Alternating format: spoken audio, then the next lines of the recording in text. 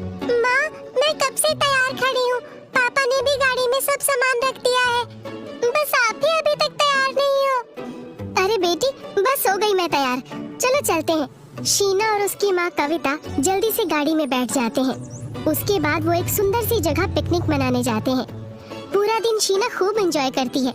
सब पिकनिक के बाद एक अच्छे से रेस्टोरेंट में खाना खाने जाते हैं। पापा, आज तो कितना अच्छा मौसम है ना, आज तो सच में मजा ही आ गया। हाँ बेटा, आज मेरी गुड़िया का जन्मदिन है, तो सब कुछ स्पेशल तो होगा ही ना। चलो अब जल्दी से ये सब खत्म करो और फिर घर चलते हैं। बारिश जैसा मौसम हो रहा है, पता चला बारिश शुरू हो गई। बस सब लोग खाना खा ही रहे होते हैं कि बारिश शुरू हो जाती है। शीना तो बारिश देखकर बहुत खुश हो जाती है। वाह माँ, देखो ना, बारिश शुरू हो गई। ओहो, मुझे इसी का डर था। अरे माँ, आपको पता है ना, मुझे बारिश में भीगना कितना पसंद है। मुझे बारिश में भीगना है। नहीं, बिल्कुल नहीं। अरे कविता, आज इसे कुछ मत बोलो। आज इसका जन्मदिन है और इसका जो मन है इसे करने दो। ठीक है, खाना तो हो ही गया है, आप बिल दे दो, फिर हम चलते हैं। खाना खाकर सब घर के लिए निकलते हैं। बाहर बहुत तेज बारिश आ रही होती है। शीना गाड़ी का शीशा खोलकर किनारे एक बूढ़ा आदमी दिखता है, जो बेचारा इतनी तेज बारिश में पेड़ के नीचे तिरपाल लगाकर भुट्टे बेच रहा होता है। अरे पापा, आप जल्दी गाड़ी रोको, मुझे भुट्टा खाना है। वो भुट्टे वाला पीछे निकल गया। अरे तो आगे से दिला देंगे तुमको भुट्टा। अरे पापा, मुझे अभी भुट्टा खाना है, आप गाड़ी रोको, मैं पीछे जाकर लेकर आती हूँ। जगदीश गाड़ी रोक देता है। शीना गाड़ी से उतरती है और पीछे उस भुट्टे बेचने वाले बूढ़े आदमी के पास जाती है। अरे बाबा, आप इतनी बारिश में यहाँ ऐसे क्यों बैठे हो?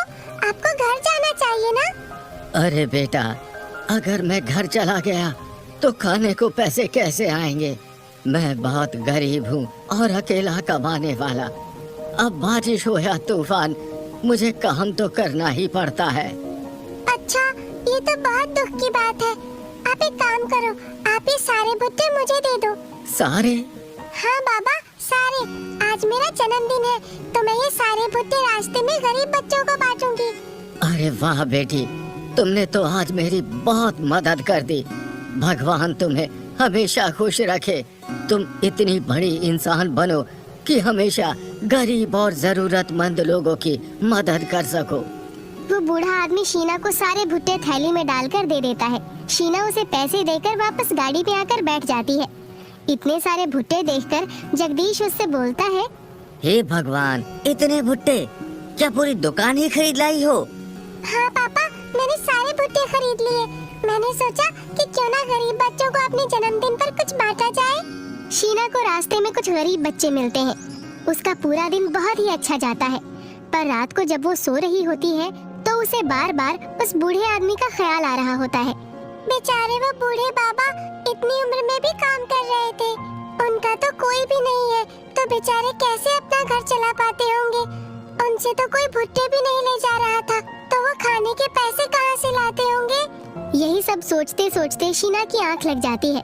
वो सुबह उठकर जल्दी से तैयार होकर स्कूल के लिए निकल जाती है। शीना का स्कूल पास ही होता है, इसलिए वो स्कूल अकेले ही जाती है। स्कूल खत्म होने के बाद शीना जब घर वापस आ रही होती है तो उसे फिर से उस बूढ़े बाबा का ख्याल आता है।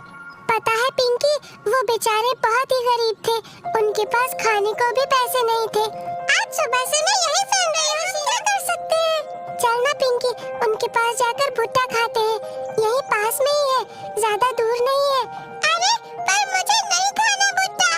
मुझे तो खाना है ना, चल ना प्लीज। तुझे भी कोई भुट्टा नहीं खाना है, बस उन बूढ़े बाबा की मदद करनी है। यार चल चलते हैं। शीना बहुत खुश हो जाती है और उस बूढ़े बाबा के पास भुट्टा लेने जाती है। जब वो वहाँ पहुँचती है तो देखती है कि एक पुलिस वाला उस बूढ़े बाबा पर चिल्ला रहा होता है। कितनी बार तुझको समझाऊं कि यहाँ पर तू ये सब नहीं लगा सकता? अरे साहब जी, ऐसा मत करो। अगर मैं यहाँ भुट्टे नहीं बेचूंगा तो कहाँ जाऊँगा? बाजार में कोई लगाने नहीं देता, बस यही जगह है मेरे पास। यहाँ से भी उठा दोगे तो मैं कहाँ जाऊँगा? अरे तुझे समझ नहीं आता क्या? ये सब मैं नहीं जानता। चल उठा यहाँ से ये सब और कहीं और जा। पुलिस वाला उस बूढ़े आदमी का सब सामान वहाँ से फेंकने लगता है। शीना दूर खड़ी उस बूढ़े बाबा को देख रही होती है। उसे उन पर बड़ा तरस आता है। वो जल्दी से उस बाबा के पास जाती है और उनके भुट्टे उठाकर रखने लगती है। पिंकी पिंकी भी उसकी मदद करती है। अरे बेटी, तुम यहाँ कैसे? अरे बाबा, मैं तो आपके पास भुट्टे खाने आई थी, पर यहाँ आकर देखा तो वो पुलिस वाले अंकल आपके ऊपर चिल्ला रहे थे और बताओ, आपका सब सामान भी फेंक दिया। अरे बेटा, हम गरीब लोगों के साथ तो अक्सर यही होता है, क्या कर सकते हैं।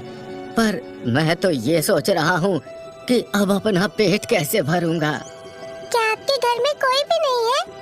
है ना, मेरा एक बेटा और बहू और मेरी पोती। अब तो तुम्हारे जितनी हो गई होगी। हो गई होगी मतलब? क्या वो आपके साथ नहीं रहती? नहीं बेटा, दरअसल कुछ साल पहले मेरा और मेरे बेटे का झगड़ा हो गया था। उसने मुझे घर से जाने को बोल दिया और फिर उसके बाद मैं यहाँ आ गया और पेट भरने के लिए ये भुट्टे बेचने का काम शुरू कर दिया। हे भगवान, कोई बेटा ऐसे कैसे कर सकता है? मेरे पापा मम्मी तो बहुत अच्छे हैं, वो तो कभी भी ऐसा नहीं कर सकते। एक काम करो, आप अभी के अभी मेरे साथ मेरे घर चलो, देखना वो आपकी मदद जरूर कर देंगे। अरे नहीं बेटा, तुमने मेरे लिए इतना सोचा वही काफी है। मैं अपनी दुकान कहीं और लगा लूंगा, तुम चिंता मत। चलो तो बस चलो। ठीक है, मैं चलता हूँ तुम्हारे साथ। वो बूढ़ा आदमी शीना के साथ उसके घर तक आ जाता है। बूढ़ा आदमी जब शीना के घर तक पहुंचता है तो वो वहीं बाहर ही रुक जाता है। अरे क्या हुआ बाबा, आप रुक क्यों गए? चलो ना, मेरा घर आ गया है। नहीं बेटा, मैं अंदर नहीं जा सकता, तुम मुझे वापस जाने दो, मैं नहीं जा सकता। अरे पर क्यों? मेरे मम्मी पापा बहुत अच्छे हैं, वो आपकी जरूर मदद करेंगे। आप यहीं रुको, मैं उनको बुला कर लाती हूँ। शीना जल्दी से अंदर जाती है और अपने मम्मी पापा को बाहर लेकर आती है, पर तब तक वो बूढ़ा आदमी वहाँ से जा चुका होता है। शीना उस बूढ़े बाबा को हर जगह देखती है, पर वो कहीं भी दिखाई नहीं देता। अरे क्या हुआ शीना, अब तो बताओ कि तुम हमें यहाँ बाहर क्यों लेकर आई हो? हाँ बेटा बताओ, क्या बात है? वो कल जिनसे मैंने भुट्टे खरीदे थे ना, आज उन बाबा के सारे भुट्टे एक पुलिस वाले अंकल ने फेंक दिए। बेचारे बहुत गरीब हैं और उनके घर में कोई भी नहीं है। मैं उनको यहाँ इसलिए लाई थी ताकि आप उनकी कुछ मदद कर सको। पर हम उनकी मदद कैसे कर सकते हैं? नहीं माँ, आपको उनकी मदद करनी ही होगी, वो मुझे बहुत अच्छे लगते हैं। अच्छा, ठीक है, हम उनकी मदद कर देंगे, पर वो हो तब ना, वो तो देखो चले गए, यहाँ है ही नहीं। शीना उदास होकर अपने कमरे में चली जाती है। उसका ध्यान अभी भी वो भुट्टे बेचने वाले बाबा पर ही होता है। शीना को ऐसे उदास देख उसके पापा को बिल्कुल अच्छा नहीं लगता। बेटी, तुम बिल्कुल उदास मत हो, कल तुम्हारे स्कूल के बाद हम दोनों उनको ढूंढने चलेंगे, ठीक है? क्या सच में पापा?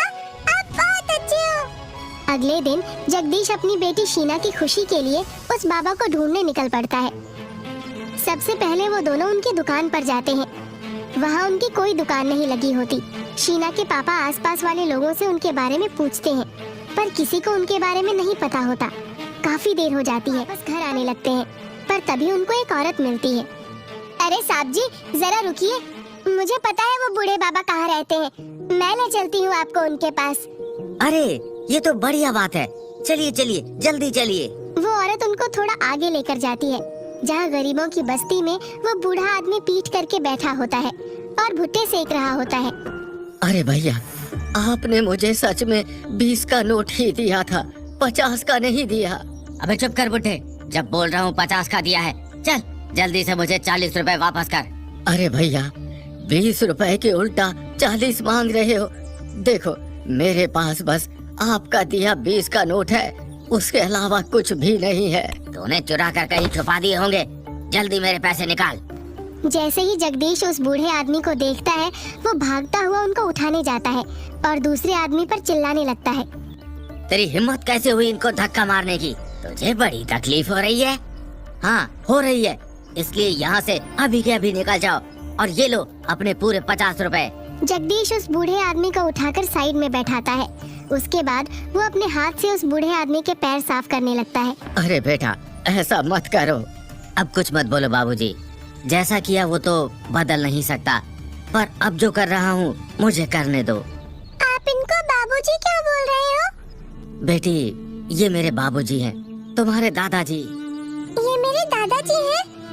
पर ये ऐसी हालत में यहाँ भुट्टे क्यों बेच रहे हैं? हमारे साथ क्यों नहीं रहते? इसमें हमारी गलती है बेटा। जब तुम पैदा हुई थी तब हमारे पास इतने पैसे नहीं थे और एक दिन मैंने गुस्से में इनको घर से जाने को कह दिया। बस ये बिना बताए वहाँ से चले गए और आज इस हालत में मिले हैं। मैंने कभी सोचा भी नहीं था। मुझे माफ कर दो बाबूजी, मैंने आपको बहुत ढूंढा था पर आप मुझे कहीं नहीं मिले। चुप कर बेटा, रो मत, जो हो गया उसे जाने दे। आप अभी के अभी हमारे साथ चलो, हम आपके बिना अब एक पल नहीं रह सकते। दादाजी चलो ना घर। मेरी पोती, मेरी बच्ची। शीना के मुंह से दादाजी सुनकर उसके दादाजी की आंखों में आंसू आ जाते हैं। वो उनके साथ घर वापस आ जाते हैं। शीना की माँ जब अपने ससुर को इस हालत में देखती है तो उसे अपनी आंखों पर यकीन नहीं होता। पर जब जगदीश उसे सारी बात बताता है कि कैसे बाबूजी सालों से नर्क की जिंदगी जी रहे थे, तो ये सुनकर उसकी भी आंखों में आंसू आ जाते हैं। इतने सालों बाद